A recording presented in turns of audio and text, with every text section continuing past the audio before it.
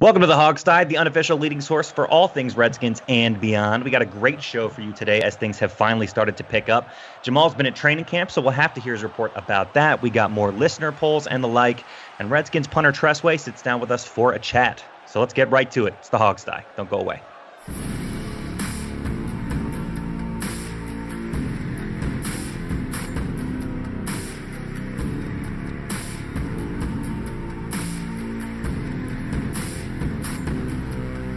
Welcome to the Hogstide with your crew, Adam Teresti, Alex Zeese, Sean Conti, and Steve Thomas. And now, here's your host, Sean Conti.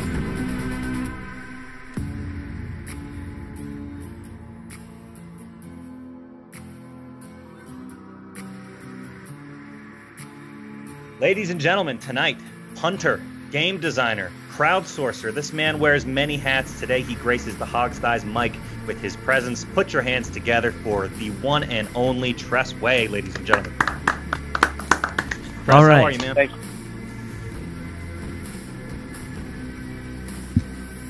Are we there? Yeah, we're there. Yeah, hey, Okay. Yeah, what's going on? Sorry, we had a little cell phone snafu there for a minute there, Tress. No problem. Nope. Yeah, just so, why don't you tell us, we understand you've developed a game called What's Your Bid, which is a trivia game. Why don't you tell us a little bit about the game? Yeah, so last year, this time last year in training camp, the Associated Press released the top 100 college football programs of the last 100 years. And obviously I was a proud Sooner that Oklahoma was number 2 on the list. And so I kind of, what I loved about the list was it was all based upon numbers, statistics, weeks at number 1, national championships, and this and that. So I memorized the top 10. And I started asking a lot of the guys if they could name the 10, but I was going to keep track of how many they got wrong. So it quickly became a hit. Naturally, you get a bunch of guys together and you keep score. It gets pretty competitive. And we had guys like Dustin Hopkins and Nick Sumber, Colt McCoy, Kurt, Coach Gruden, Bruce Allen. I mean, everybody was getting in on the action. Nobody actually went a perfect 10 for 10. I think Hop and Nick and some of those guys, they got 2 incorrect.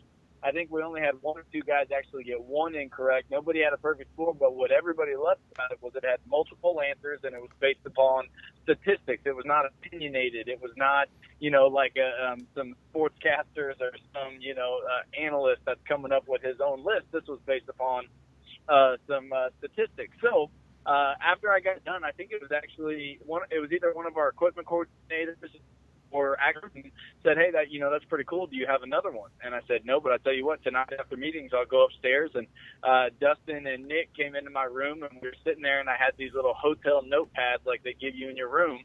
And I sat there and I started coming up with a bunch of questions, trivia questions that had multiple answers, like the last 10 Super Bowl winners, the last 10 NBA Finals winners, kind of stuff like that. And it took off. We started playing all the time at the end of the night before curfew. Little by little, started molding the questions, turn them into categories, adding rules, and now you got What's Your Bid 1 year later. That's awesome. That's awesome. So you are crowdsourcing this thing, as I understand it. Tell me what that's been like, and where can people get the game when it's ready to go? Yeah, so the game is actually we have launched as of right now. We are on Kickstarter, and Kickstarter is a great way, especially for board games, to get started. I have an incredible team with some guys that I went to college with, and our guy that's really kind of been spearheading the whole marketing side of the ball. He said that Kickstarter is huge for board games because it gives people a chance to check it out, watch some videos, see what the game's all about, but then go ahead and buy the game before it even comes out. And so it's been a cool way for us. This is our first time doing this. We're just getting started as a team. All we know is it's really fun, and it's been a huge hit with just about everybody that we've played. So we thought, let's go on Kickstarter. Let's see what we can get going. And so, yeah, absolutely. Kickstarter.com. You can find What's Your Bid, and there's a whole different array of choices in there, whether you want some expansion packs, kind of the more the merrier, or you can just... Tress, did we lose you? We think his cell phone dropped, people. I think his cell phone dropped. Hold on. Can you hear me? Okay, now we can There we hear go. There you go. We lost you for a second there. Oh yeah. We'll edit that. So yeah, sorry. It's on Kickstarter.com, and there's a bunch of choices. You guys go on there, check it all out. All right, yeah. Awesome. And can people get it right now, Tress? Sorry, the last question. Can people get it right now, or are we still waiting for it to reach its goal? It is live as of right now. People can go on Beautiful. and buy it on Kickstarter. Awesome. And I just wanted to say we put a link to it right on the homepage of our website, so that way it might make it easier for our listeners to search for it. It's just in the right-hand column on our website. Just scroll down a little bit. You can find a link. But yeah, I'm excited because I love, if you're having parties, a card game is always easy to play with people. You're all kicking back, having a couple brews maybe, or whatever you want to do with your friends, Or a lot of brews. Yeah, or a lot of brews in my case sometimes. There you go. There you go. Absolutely. And what I like what you've done here, you've combined card games with something I also like, and that is gambling. So it seems like a great concept for a lot of people. It does seem like it's That kind of a really mix is. of poker and trivia, which is a good thing for everybody. Yeah. It absolutely is. It's fun because you get to bet on yourself or bet on your team, and sometimes you look pretty stupid whenever you feel good about an answer and it doesn't turn out the way you thought. Yeah, I think I'll be feeling stupid a lot once I get the game. So, are you just a big game player in general? Like, did you just grow up playing a lot of board games with your family or friends, or card games with family and friends? Yeah, just about anything that we could keep score in, our family would find a way to compete and have fun. And then also my friends, and especially the guys that are helping me out with the game. College, we'd get a bunch of guys and girls together and have massive game nights. And so it was funny whenever a lot of my close friends heard that I was actually doing this. They were kind of like, hey, surprise, surprise, the guy that always orchestrated game night came up with a freaking game. So Took it to the next level. So, did you guys have the spades tournaments out there? Yeah, so we've done spades. I introduced the guys to Texas 42 with dominoes, which is basically spades with dominoes. And so I actually Never heard that that's one. where I got bidding. That's where I got the bidding from, was spades. And so if you bid like on that, the Super Bowl winners or ice cream flavors or something like that, if you bid and you don't make your bid, then you get punished. It goes to the other team, just like in spades. Okay, so about these spades tournaments, who was the spades champ? Dustin and I are the spades champs for sure. You guys Okay. seem to be the champs Okay, in of a course lot. you included yourself. I've heard you guys are like the champs in Good ping thing- pong, everything. Yeah, see, good things happen. Good things happen when you just put two world-class athletes next to each other like a kicker and a punt. And of course, There you Dustin go. Hopkins is Tress's Redskins teammate, who's the place kicker. Tress, of course, is the punter for the Redskins, so we couldn't let you get out of here without talking a little bit about punting. Now We got to do it. We got to do Yeah, it. we have to talk about some punting. Now, Tress, you appear to be a well-rounded athlete, which, quite frankly, goes against the grain of maybe what some of the public's perception about punting is. We saw you make a great throw to Quentin Dunbar there at the Giants game early in 2016. But tell us, when did you figure out that you were an elite level punter? Honestly, guys, I think it was right after my redshirt freshman year of college. Coach Stoops had recruited me. He'd actually recruited me at Oklahoma to be a place kicker, and he said, "You know what? I think you can be our punter." And it was right about the time that TiVo came out, so my dad and I would record all these NFL games, and I would watch. I would watch, and I would see how the punters were doing. My dad and we would go out and we would practice, and whenever I got freshman All-American and I started kind of getting some attention, I thought, man, I may be a coach. I hate to give him some credit, but Coach Stoops may be right on this one. And so I think that's whenever it kind of became interesting to me, and I decided I really wanted to see where I could go with this. Now there's a lot more to punting, I think, than your average fan realizes. Because I think your average fan looks at it and goes, okay, here's this guy just kicking the ball, and that's the end of it. But tell us a little bit about how much each punt is game planned. Is there a plan for the specific punt tailored to the team? How do the Redskins do it? Yeah, so I would say, guys, honestly, I would say it was incredibly equivalent to golfing, where whenever you're out on the golf course, you're not going to pull out your driver every single time. There's a wedge, and you got a 6-iron, you got your driver, you got your putter, even for like pooch punts. But so that's been the biggest thing, and honestly, I think that that's something that any great punter will tell you they continue to work on, because the more clubs that you have in the bag, obviously the more effective you can be in all different types of scenarios. And so that's something that I pride myself on, is not just kind of being a one style kind of guy, but being able to fit and mold. And then whenever you add the elements in, like the wind and the cold, that's whenever it gets real fun, because that's probably one of my favorites, when we play teams that are like from a dome and we get them in December or late November, and they're like, man, what the heck? Like, here we go, baby. Welcome to Washington. Right. Nice. Now, I'm actually a weird special teams nerd. I really love this part of the game. The other guys will tell you, I've got like books about special teams sitting around my office here. He's a weirdo. Even though I never played it, my parents wouldn't even let me play football when I was a kid. So, but I'm in love with special teams, and I've got playbooks for punting that are 23 pages long. How complex really is that playbook for you guys? So for me, our coach, our special teams coach, Ben Kotwieka, does an amazing job with Hop, Nick, and I.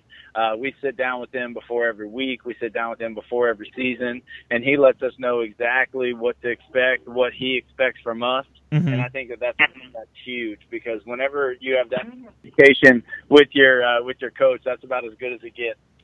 Yeah, that is important, I think, to have that plan going in. Yeah, so let's talk about this coming year, Tress. So when you're going through practice, the season's about to start. Tell me, what's on your mind? Do you have specific goals for the season or benchmarks that you're trying to hit with your game, or are you just thinking, I'll do whatever I can situationally? So for me, I'm so thankful. I had somebody like Nick, an incredible veteran long snapper, whenever I first got into the league, and he's been so encouraging, with the first few years that I've had, and does an awesome job of kind of, I don't know, he'll sit there and he'll talk with me. We'll go through, we'll watch a little bit of film. And so whenever I come into the season, I always try and think if there was anything that I didn't do as well as I did the last season, or anything that I would really want to do a lot better this coming season. But last year, had an awesome training camp, had an awesome preseason, and our offense was incredible last year, and we punted the least amount of times in the NFL. And a lot of those times was from around midfield. And so I learned in that situation, man, you really can't control where you punt from. As much as I know nobody wants to see me on the field, because we don't really want to be punting, but being backed up whenever you can just let it rain and let it fly from back there, that is obviously a punter's dream. But I learned, man, I'm out here to help the team. I'm out here to pin them deep, to help the defense out, maybe get the offense out of some trouble. And so that has been what's cool for me going into my fourth season now, is just realizing that everything is different, that every punt, every play is different, and I just got to be at my best whenever it's called. Yeah. In terms of practicing as a punter or a special teamer, what is a typical routine in terms of what do you guys do on a daily practice? Yeah, so Hop, Nick, and I, we're kind of some gym rats. We love being in the weight room, and we lift together, go through, watch a little bit of film. But then other than that, I honestly, guys, I know this sounds funny. This is my second golf reference. If you were to go out onto the driving range and you're practicing using all your clubs and going through different situations, that's really a lot of what we do in practice. When the wind's blowing or it's raining, or we're working on different, depending on who we're playing, like week 1, we got Sproles, and Sproles is dangerous, as you guys know, for Philly. So it's okay, let's flirt with the sideline a little more, because you'd rather have a shorter punt out of bounds than giving that dude tons of room to run. And so it is all dependent on the week. It's all dependent on what we want to work on or some things that we want to be doing. But it's a pretty set routine on the different things that we feel that week. Now we had Hop on the show, what, a year and a half ago, I guess? Almost 2 years ago now, but it's been a while. Almost 2 years ago. And one of the things we asked him, it was that if something happens to Tress, are you going to be able to punt the ball semi-competently? So we'll ask you the same thing. If you are pressed into service as a place kicker, are you going to be able to get the Redskins some field goals and extra points? I tell you what, I could almost guarantee it if it was from the old extra point, from the 10-yard line. Sure. But I used to kick all through high school, and every once in a while I'll still mess around. I could never. Look, I'll put it to you this way. All the fans, they could not just rest easy knowing, all right, this one's going in. They could kind of hold their breath, and we could see what could happen. Yeah. Well, I know one position that Tress can play. He was practicing the punt return. He's practicing punt return a couple of days. That's out right. there. Yeah, man. Boy. So be prepared just in case Crowder's unable to return some punts. Tress gonna be back there for us. Yeah. We'll be looking for That's you. right, man. man. I'm excited. I got yelled at a little bit because I carry it like a loaf of bread. So at least it looks cool on tape. Yeah, don't do that. I like Now, the are idea we of a gonna- guy playing both ways though on special teams. That I'd like to see that. That's right, Yeah. man. That's right. Now, are we going to see you passing the ball at all again this year? You have another 30-yard I tell pass you what. in you? I tell you what, man, I'm sure hoping so. After all the love that I got from that last time, it's funny. My wife, obviously, you can hear Joe Buck and Troy Aikman. Now, I say obviously, you guys will be able to tell here that I get onto YouTube and watch it a lot, but I'll go relive the glory whenever it happens. And so I'll be sitting there, maybe wife and I just chilling watching TV, and she'll hear Joe Buck and Troy Aikman, and she'll just look at me and say, "Oh my goodness, again?" And I just say, "Babe, let me have this one, man. I don't know if this is going to happen again, but let me relive this one." Would you rather that, or would you rather be able to get down there and make a big sack, fumble, or not sack, obviously, but tackle for a fumble this year? It all depends. If there's a big old dude like Dwayne Harris back there returning that ball, I have a feeling I would lose that battle. But Sure. I tell you what, knocking some dude's block off would be pretty sweet. I'll give you that. Well, Terrence Sproles is tiny. You're going to have to go against him again. Yeah, but he's sure pretty quick. I don't even see him half the time. Perfect answer. Okay, cool. Well, so we got to ask you this: what's on the docket here for the rest of the offseason before the season starts? Are you going to get the rookies together for a "What's Your Bid" game night? Some team building or something, or man, that is Awesome. really. Dude, I am so glad that you just said that. We played it last night, and at the end of the special teams meeting, you pull up two rookies, offense versus defense, and we sat up there. No Man, the way. rookies did okay. They were on the spot, and they did a great job, man. So a lot of the coaches love it. A lot of the guys on the team obviously love the game, and so we played. Coach Kotwika called for it at the end of the meeting and said, "Let's do a little showdown, offense versus defense." That's the most mild rookie hazing I think that's ever happened in football. No, now don't get me wrong. There's some other stuff that goes down with the rookies, but that's more of a fun one, I guess you could say. Nice, awesome. Well, thank you so much for being on the show, man. This has been awesome. Total class act. So happy to have you. Man. Thank you guys. Yeah. Absolutely. Check out this Tress Way once again. If you didn't know who we were talking to, now you know. Once again, check out the game. What's Your Bid? It's on Kickstarter right now, live. You can get it, play it. You're going to love it. And look out for Tress in the season coming soon. We'll see you next time, man. I think we're going to have to get this and play it on the show one of these slower. We will. Slower I'm weeks. so down. So down. Awesome, guys, man. Thank y'all so much. That was fun. Tress, Thank you. very nice talking to you. We'll see you at camp when we get back down there, hopefully. So, Heck yeah. yeah. All right. Awesome. Wow. Tress Way. What a nice guy. Totally charismatic. Great guy to have on the show. Yep. Super fun interview. Right, guys? I'm, ecstatic. You know how much I've been wanting to talk to him for a while. Yeah. I'm glad you told him you admitted you were a special teams freak. I am. I don't know how to explain it or why, but I am. He seemed to be a little bit taken aback by that because you told him that you have playbooks from the 70s and they're 20 pages long, and he was like, he didn't really have an answer for that. No. There is no rational answer to that. You know what he was thinking was, why on earth does this guy have that? What is wrong with this Alex guy? Yeah. Yeah. That's all right. About Tress Way. Jeez. I'll tell you what, though, Tress didn't inspire confidence in his ability as a place kicker, though. No, he didn't. No. He didn't. He was also very honest, which is great. Great thing. Maybe We doesn't have to instill get- confidence, but Yeah, we have to get, Josh Norman or somebody out there to place kick if Hop goes down. Well, I know it's seriously. usually like a tight end who's listed as like the third stringer on most teams. Like It used to be Chad Johnson for the Bengals is the guy who was out there always trying to volunteer for it, remember? right. Yeah. He made God. one though, I think. Yeah. Yeah, Yeah, he did make one. I think you're right. He didn't make one. Of course, on our team, the famous one is Joe Theismann punting. Yeah, which is just a total disaster. Yeah, and a more recent one. I remember back when Chris Cooley was with the team, he was listed as the third punter, and he didn't even know. See, I almost asked Tress about is there a swinging gate play, in the playbook? But I thought, one, he probably doesn't. The last time we seen that, it was horrible, and we was made fun of for like 3-4 years. That's why I didn't bring it up, because every once in a while I run across it online, and I'm like, why am I watching this again? I saw it on a list of the dumbest plays in NFL history, and it deserves it. Yeah, it was like it might have been number one, as a matter of fact. Mm-hmm. I don't know. It can't be dumber than that. What was it, Lions or something? God, I forget what that was. Jesus, this was like 2 years ago. The dumb thing about the swinging gate wasn't that he tried it once and it failed. What really vaults it into the history books is that you did it again after the timeout. Yeah. Exactly. The same look, everything. All they did was just run at the quarterback, the passer. Man. So, I think that interview went great. I'm super excited. And this is how excited we were, guys, just behind the scenes. We're all missing Game of Thrones because of the Tress Way interview. So, that's a problem. That's a problem in my book. We got to get Nick Sundberg on the show, and we'll have the special teams trifecta. Yeah. We'll talk to him about long snapping for 30 minutes. He's like the longest tenured Redskin on the team right now. We got to get him on. One of them. All right.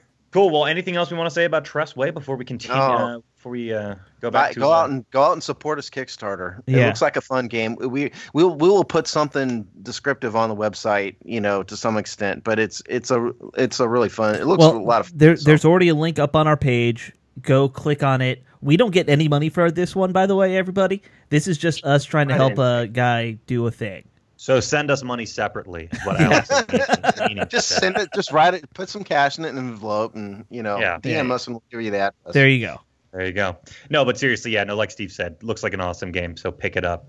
All right. Well, moving right along here because we have a jam-packed show. Let's get into some training camp stuff and conversation about training camp, some position groups to start things off. So I understand our poll this week, Steve, was about position groups, right?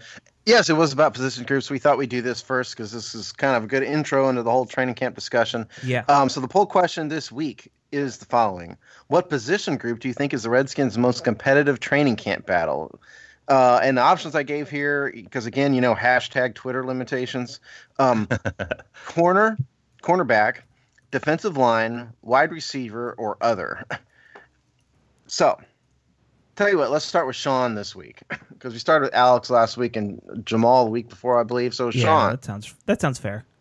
Why don't we start with you? What do you think the public would have voted for, and what would you personally have voted for? Give me the options one more time. Options are cornerback, defensive line, wide receiver, or other, meaning some other position group. God, I don't know. I have no idea what the public's going to say on this one. I really don't. I'm going to say the public would D-line. Why don't you give us your D-line? D-line? What's your opinion? Yeah, I guess, and I'll go with the public on that, although I'm really unconfident about this poll. But I guess I'm gonna go with them. I'm going to say me and the public and our lineman on this one. I'm going to go with D-line. All right. Very good. Jamual, what do you think? Let's go with you next. Well, I should be honest again. Since I was on the Hog Size account this over the weekend in the past couple of days, I saw the answer. So personally, I would answer. Let's say because I like to compete, and get the answers right when I haven't seen them. But personally, I would go defensive line. I think that's the most interesting camp battle. For this season.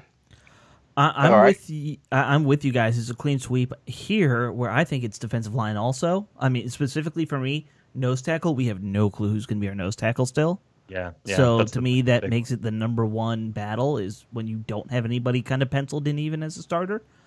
I'm going to wild card it and say the public goes wide receiver. Okay. Nice. I was close to saying that, so I hear where you're coming from.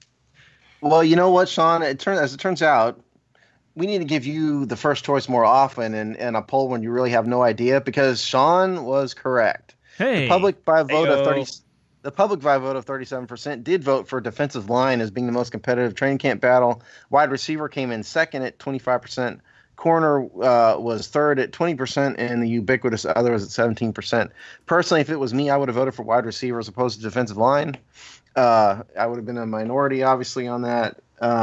You guys for can't me, see this at home, but I'm aggressively raising the roof You through, are. through all of this. Just so you know. It's a little much, dude. That's gotta enough put it roof down. raising. We're not You're right. building You're a right. building. it's just a dumb poll. No, for me, I mean the battle to replace Pierre and Deshaun Jackson is intriguing. That's why I would have voted for wide receiver. We do have a couple comments to this. Nice. I just lost my place, and because I didn't print it this week, I don't have it in front of me. Okay, Fucking here we go. amateur. I know. I always print this. You guys know I love paper. I always print these things. Okay, we'll go with Adam. We'll go with Cool as Crud, our friend Cool as Crud, who we know. What's up, dude? Adam. He says, I would say inside linebacker, where Compton will have to battle Foster, Brown, and Spate to keep his starting role. That's a good one. Yeah, it is a good one. Virginia Trout Slayer, apparently a fisherman, who is at Joshua Leary. He says, with the secondary being a weak point for a few years, the new young corners are going to be exciting to watch. Moreau and Fuller making noise. So he was one of those 20% that voted corner. Okay. And there's a whole, but we got a lot of comments on this. We got, Joseph said running back. Well, and here's the one we'll end with. I like this. This is Jeffrey Bachner at J.A. Bach. He says, voted other. The most competitive group out there is the media. So someone's being snarky. Yeah, someone's being snarky. Yeah. Too so clever I like by that, a hair though. there, Jeff. Too clever by a hair. I get So where that you're was the coming poll this week. Yeah, not bad. Obviously, yeah, I think obviously the public sees Jonathan Allen and and then sees the hole at nose tackle and Sure.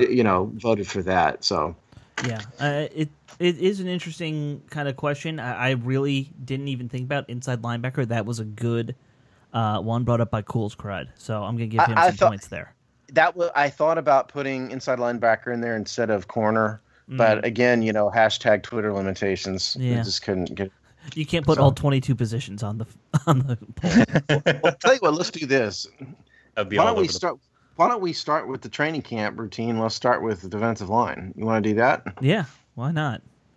Works for me. So we know what the public thinks now. So yeah, let's hear what our expert thinks, who was actually eyes on the prize, on the field. By the way, Jamual crushing it at training camp. I want to give you props on the show, man. You got more interviews than I thought you would ever possibly be able to get. You did a great job. I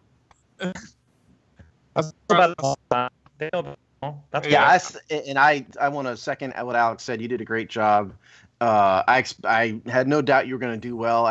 Didn't know you were going to do that well. So you really crushed it. So good like job. I said, I appreciate it, man. I surprised myself because I told what's his name, Robbie. I told Robbie up there. I was like, man, I don't know. This is something outside of my comfort zone. I don't have a problem being honest with that, but because this is just something that I've never done before as a as a person who I'm a writer first and foremost. But now I have the opportunity to report. But then when I went out there, the first person I saw was Samaje. I was like, okay, here we go. I'm gonna walk up to him. I'm just gonna start asking some questions.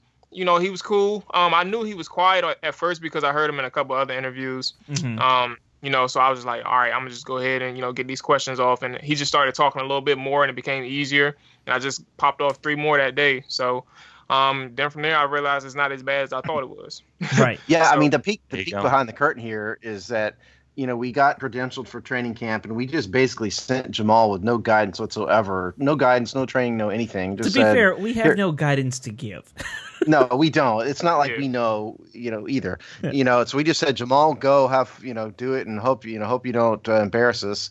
And it turns out to be spectacular. So Steve, you got that totally wrong. The Redskins have asked us year over year to come to training camp. We repeatedly refused. And this year we said, okay. Right. Oh, fine. You're going to keep bagging us. Fine, we'll do it. But yeah, the feedback's been great. Everybody's been appreciated. I'm pretty sure they said the same thing to you too. The Hogstyle account, I've been saying, everybody's been appreciative of the content. So, it's been fun. Hopefully I'll be able to get a couple more days down. I know Alex is going down soon, so he's going to keep up the good work. Pressure's on him now to keep up the good work. But we ain't got to rap about that too much longer. You asked about the defensive line.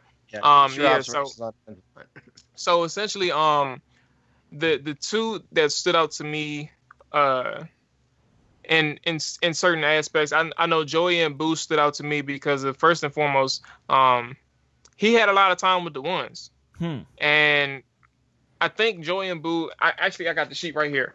But Joey and Boo, I believe, is a second-year player. Second-year player. Yes. Yeah, who was on the practice squad last year. And the thing is with Boo is when you start camp, you expecting Phil Taylor, McGee, Stacey McGee, maybe Matt Ioannidis because he bulked up some. You're expecting these guys to have those reps with the ones at nose tackle. But then you just see 78.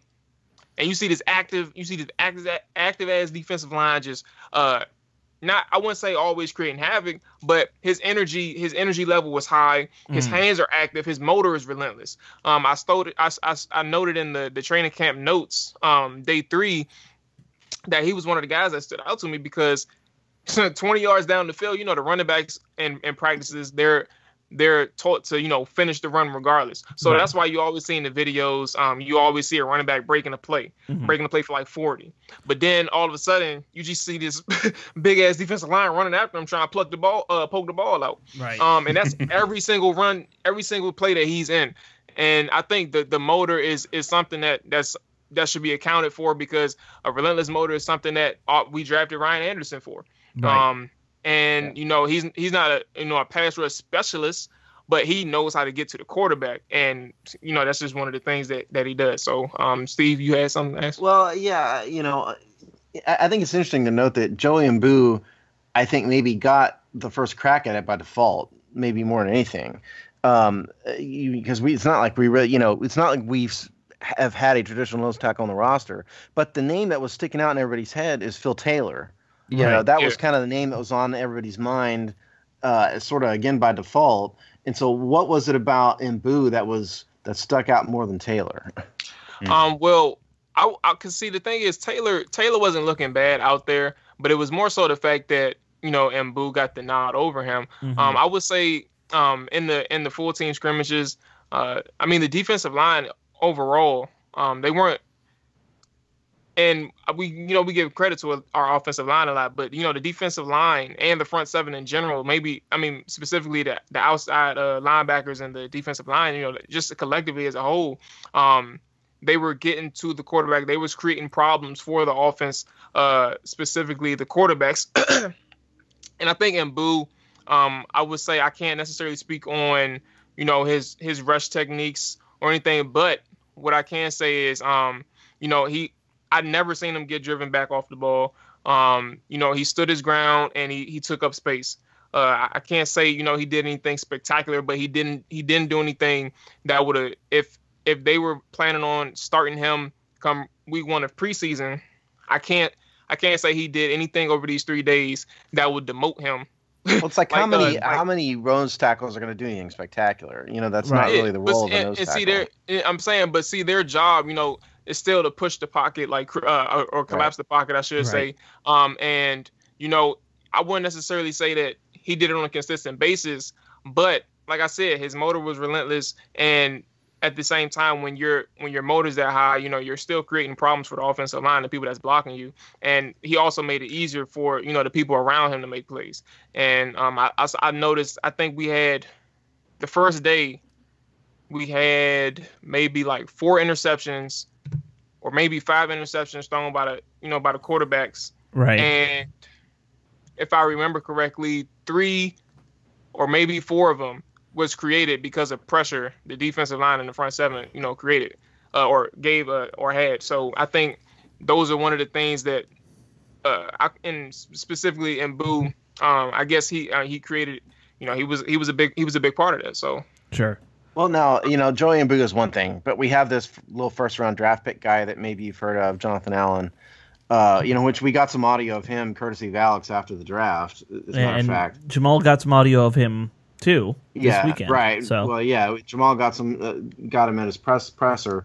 What we read in the media was that Allen looked okay, nothing spectacular. Sort of. What was your impression of Jonathan Allen watching him live? I actually said the same thing.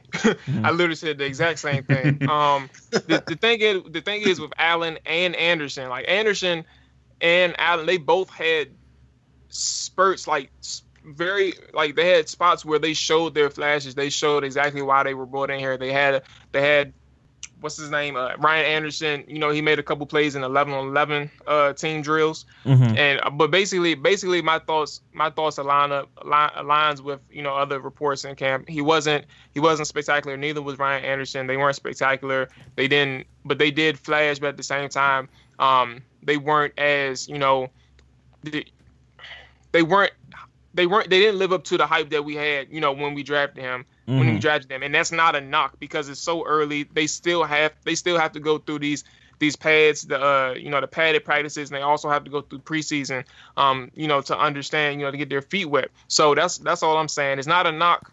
Just give it some time and let these guys develop. Tom Sula's been doing a good job. Clearly, Allen spoke about him. He said he loves him. In terms of his coaching methods. So it's early. Just give it some time, but nothing over the first 3 days told me that these guys were ready right now. I mean, I guess that's why they're in with the second and third teamers right now, and they're not with the starters. Well, and that's also a very Gruden-like thing to do. He loves to put all his top draft picks in with the backups early on. I think he did that the last 2 years. The other thing I'll say is we don't know exactly what they're being told to work on, which could be part of what's going on with them. But this is just me looking for the optimism. For me, I think Jonathan Allen and Ryan Anderson both have a lot to prove. And the reason really is they came from Alabama. I think if you get past C.J. Mosley, the inside linebacker for the Ravens, it's done real well. Yeah. There's been a lot of Alabama players who are good but not great NFLers. And I think to me the reason is that there's so much talent on Alabama that they tend to make certain players look better than maybe they are. He's just a beneficiary of a whole bunch of All-Americans around him. So from that respect, I think Jonathan Allen has a lot to prove, but he needs to do it gradually in such a way that it's not rushed for him, and the year doesn't spiral out of control for him. Yeah, and he obviously I agree with what you're saying. It's some things they have a lot to prove, and speaking of those two, but the one person that also stood out to me in besides Joey and Boo was Matt Ioannidis, and I know Alex, you got some love for the Temple guys, the Temple players, but sure. Ioannidis was in one-on-ones, and then especially when they had the padded practices on Saturday. They was working on stunts. The defensive line was working on stunts, and the offensive line, it was like 2-on-2. And, these pass rush moves, all I know is Ioannidis hit Ari Quandro with some power move. I want to say he really just got up in his chest plate, really, and just knocked him on his ass in like 2 seconds, reaching a easy sack. And, and then I noticed that he was in, a couple I think I want to say nickel situations, 2-4-5 nickel, where he was lined up with Allen and Anderson, and I think Preston Smith was on the other side. I want to say that was a 2-4-5. But Ioannidis was, he wasn't he wasn't a havoc wreaker, but he was also playing defensive end, and he wasn't looking bad at all at defensive end. He was actually looking pretty good. And I thought when I saw him at defensive end, I was like, why the hell was he playing nose last year? That's what I thought when I saw him play at defensive end. So Ioannidis and Joey and Boo were two guys on the defensive line that I really liked looking at the 3 days that I was down there. All right, awesome.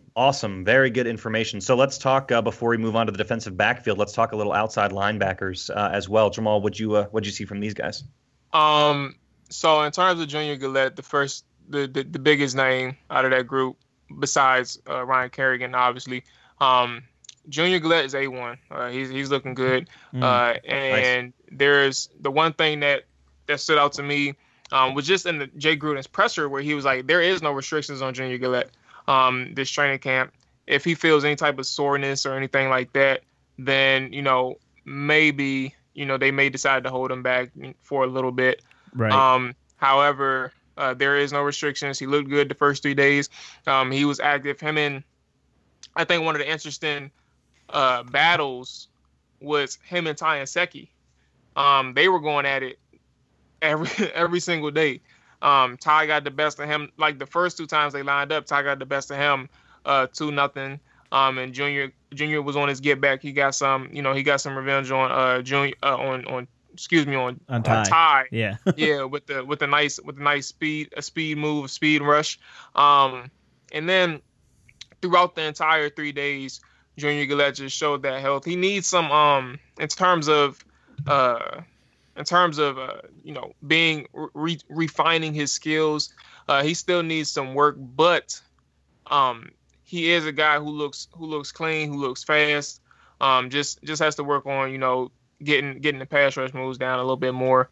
But he does have that bend on the edge. He still has that. So in terms of Junior Gillette, he's looking good.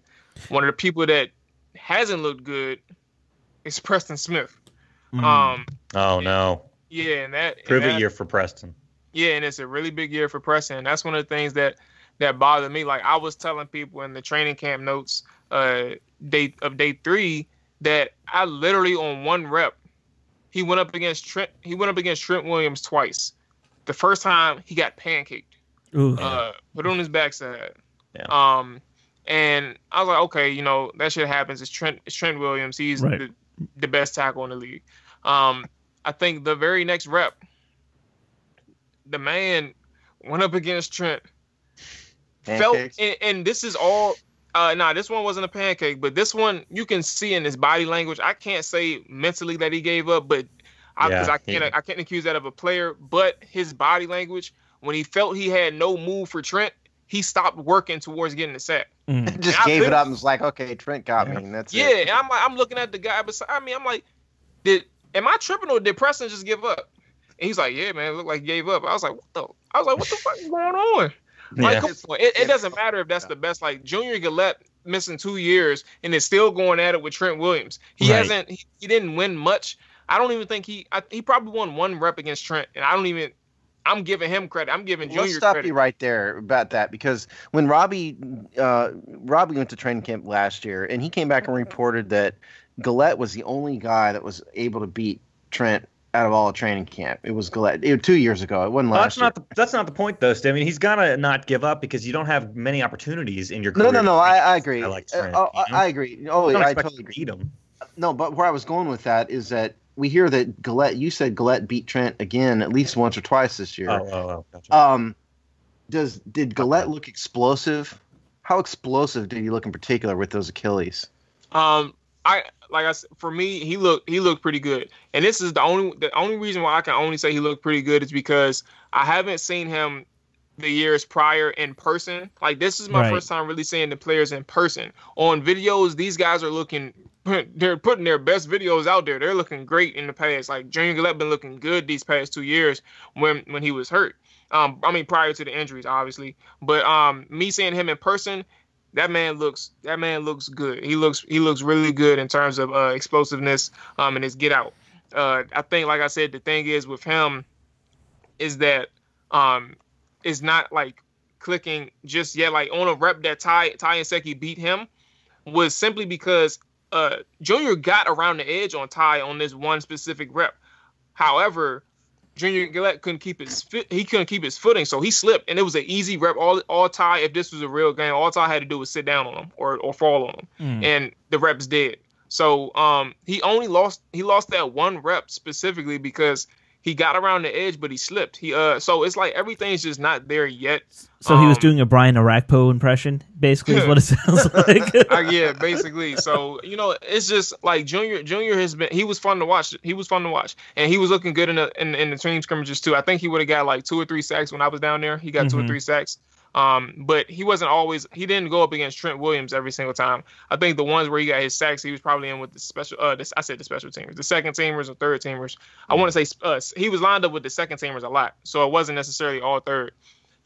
So that's where he pretty much got his shine in the hey, I mean, it's good to hear you say this, and I know we spent a lot of time on Gillette, but I think the Redskins have a lot of hope in him because, as we said in the show before, and we said it in our outside linebacker preview, the Redskins really need a speed guy, sort of more of an elite athlete than they have, because we've got Smith and Kerrigan and Murphy and all these guys kind of fit one mold, and Gillette is the other side of that mold.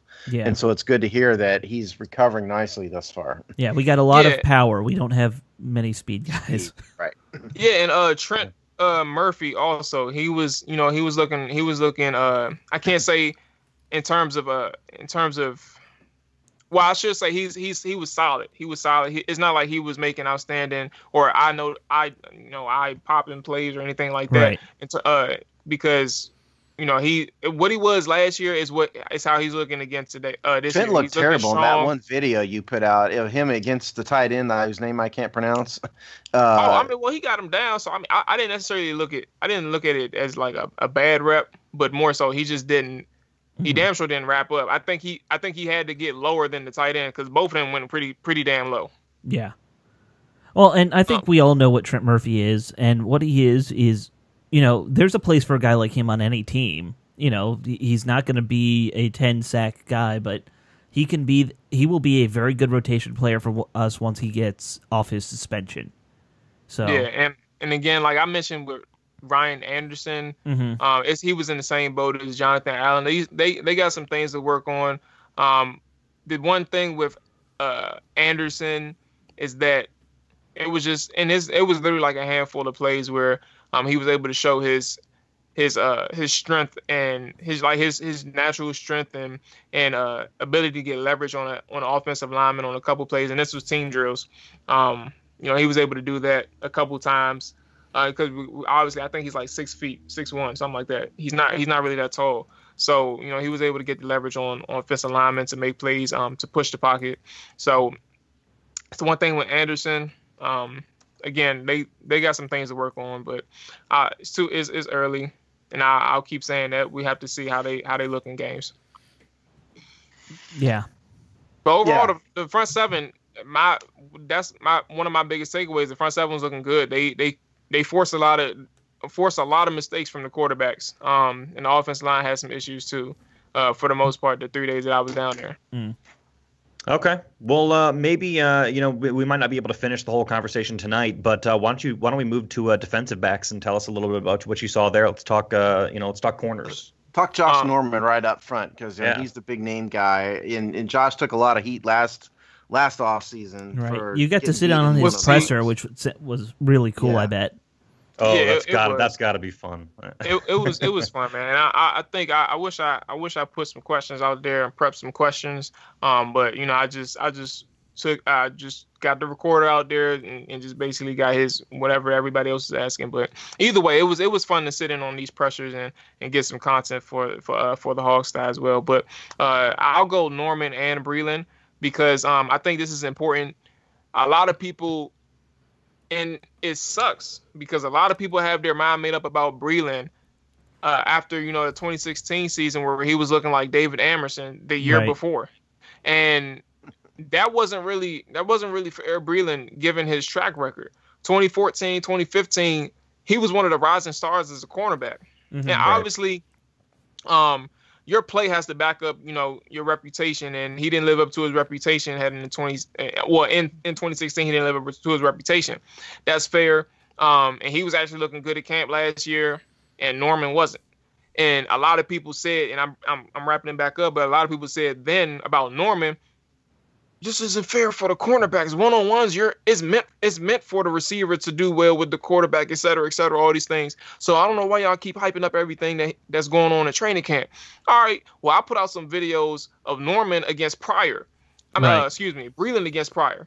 And Breland was getting bodied in one specific rep, and then he was getting torched in the other one.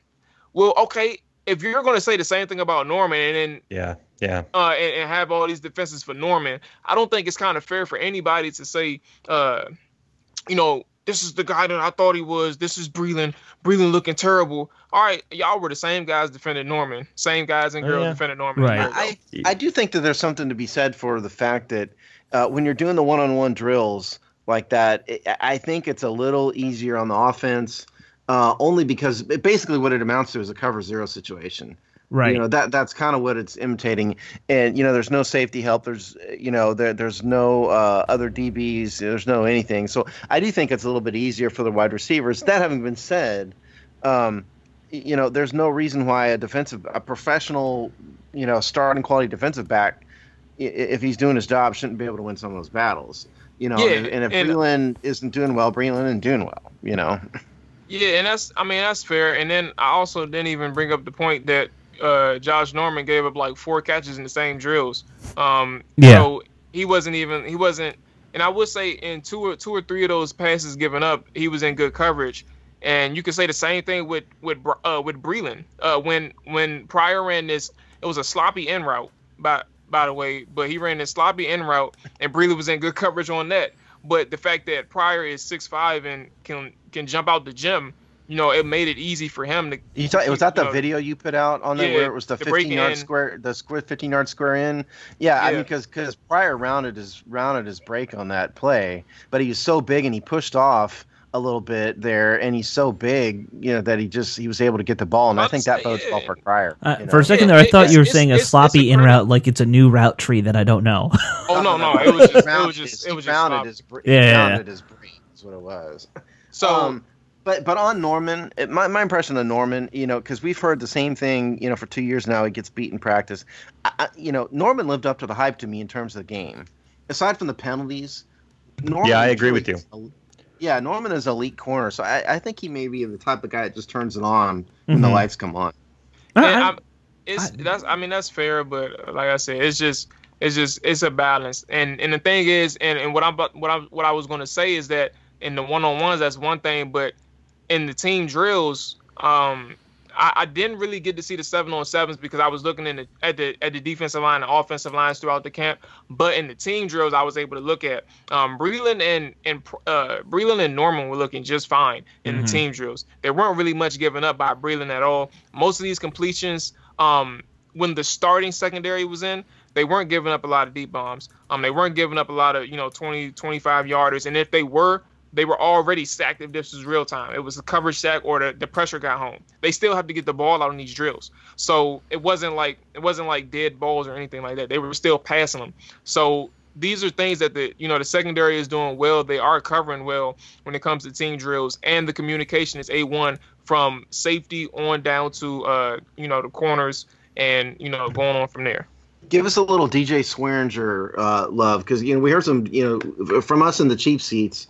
We heard some good stuff on Swearinger. He got some interception. He's a good talker, good communicator back there in the defensive backfield. It seems like Jay had a lot of good things to say. What did you see in Swearinger? Yeah, and I think the communication is definitely there with Swearinger, and I think I noticed it early, and I think the thing is it's contagious as well, because with Swearinger's on the field, everybody's talking. Everybody's making sure everybody's on the same page. And that's when it comes to secondary, when it comes to anything like on defense, period, you have to know what the person beside you is doing at all times. Yep. You have to make sure y'all on the same page. If somebody's not talking, but somebody's expecting somebody else to do one job and they do something else, that's communication would have fixed all of that. And I think when it comes to Swearinger, we don't know everything that they're doing, but you could hear them talking. You can make sure that he's making sure that somebody's on the same page with him. I noticed a few times when he was communicating to Sewell, Swearinger would pop up to the line and play in the box. Now, I don't know if this might have been. Well, it looked like it was an on-the-fly adjustment on the field pre-snap. It looked like it was an adjustment. So actually, Swearinger would line up in the box and he would have Sewell playing deep, or he would tell Sewell to come up and play in the box. I think he'd be covering the tight end or preparing for a run on the strong side or weak side, and they go from there. So the communication has always been on point when Swearinger's on the field, and they're actually playing pretty fast. They're playing with a lot of confidence. That's good to hear. I'm not hyping this defense up to to be the next great thing, but in terms of communication, they are playing very confident. They know what they're doing. In terms of them switching, I think. Yeah, in terms of them switching, it's early in training camp. That just may be experimentation early in camp more so than they're actually going to switch roles like that in the middle of the game. Well, but it could also be that, I mean, in a game, you're going to want to switch roles depending on which way you think the run's going to go and things like that a lot of times. Yeah. So, if he is seeing stuff like this now and already kind of taking command of the secondary in that way, I think that's great news. That sounds like a big thing. And I know we've heard a lot of positive stuff about Swearinger from Gruden and other coaches already, that he's probably the best find they had in the free agency. So, I'm happy to hear that. Yeah. Oh, definitely. I hope he passes this on to Sua, because I still have hopes for Sua. Could it be that DJ Swearinger actually is finally the free safety that we've needed since the death of Sean Taylor? Don't say it out loud. Yeah. Sorry, say it out loud. I've been looking for a while. But in terms of the younger guy, yeah, you did. But we're gonna go ahead and let that slide. But I think one of some of the younger guys that I definitely noticed was Kendall Fuller too, and Josh Hosley. These are two guys I literally was trying to speak to on the last day. And I was also, I told you I was looking for Jeremy Sprinkle too, because he was looking pretty good throughout these days at camp. And it was kind of interesting because of how Rich said earlier in the year he wasn't looking as confident as he was now. So I really wanted to speak to Jeremy, and I missed out on Kendall and Hosley. But my point is with Hosley and Fuller is that they were making plays throughout the first 3 days there. Fuller had 2 picks on the first day. Hosley had, I believe, 2 picks on the second day. And I think one of them had another one on the third day in the padded practice as well. I don't remember, but they definitely had 2 each of the first 2 days. So when it comes to Fuller, I think his was a byproduct of him definitely being in the right spot. And he took him to the house, obviously, team drills, but they wasn't going to really hit him. But either way, he's been in the right spot. And I think he's not restricted, by any injuries either.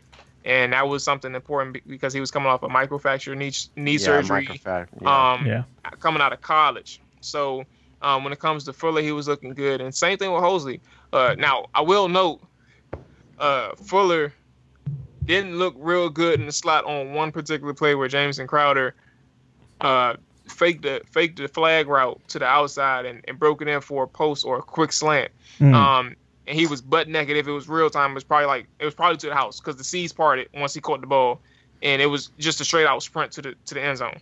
Was he actually naked, like no uniform on, or was he? That's the second time you said this, Steve. Nah, man. That's what I was thinking. I'm a literal person. He broke it open. Put it that way. He broke that. I understand. Okay. But yeah, man. So yeah, it was definitely good to see Kendall Fuller and Josh Hosley these 3 days in terms of the younger guys. They were looking pretty good out there, man. So definitely I would say Kendall's playing more confident out there too. So now we can't let all this goodness slide by without the negative, and so we feel obligated to mention that we lost Keith Marshall for the season this week. Torn patellar tendon, so this is the second year in a row.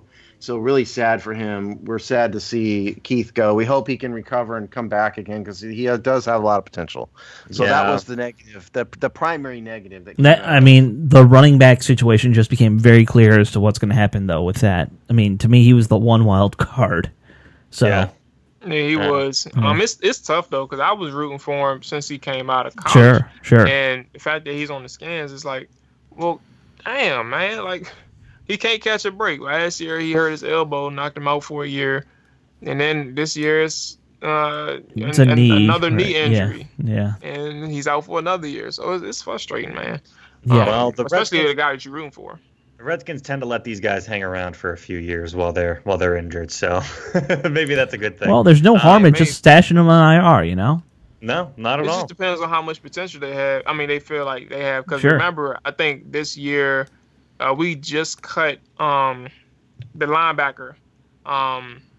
Houston Bates.